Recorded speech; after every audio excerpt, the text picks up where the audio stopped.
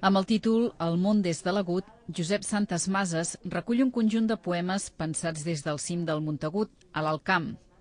La d'ahir a la Biblioteca Torres i Bages era la 6a presentació del volum publicat per Arola Editors el setembre passat. Des del cim del Montagut, Santasmases intenta reflectir dos mons, l'interior i l'exterior, a partir de l'observació d'un petit món humanitzat, desaparegut, i de la suggestiva i amplíssima visió envers un extens territori que ofereix aquesta muntanya.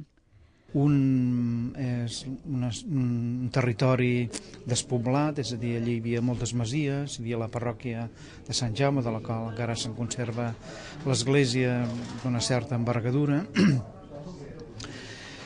És a dir, tot aquest món que ha anat desapareixent, la gent ha anat baixant cap a les valls, cap a una banda o cap a l'altra, i després també el món que es veu des de Montagut, no? Perquè és un punt que hi ha una visió molt impressionant, perquè doncs, veus mitja serralada pirinenca, Montserrat, Montseny, tot això, Collserola, però per la banda veus tot el camp de Tarragona, arribes fins al Montsià, hi ha dies que veus com una ratlla damunt del mar, que és el delta de l'Ebre.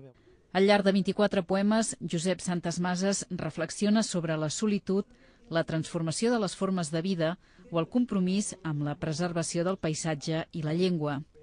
Nascut a Vila-rodona, Santasmases ha publicat llibres d'història, treballs d'investigació i també poesia.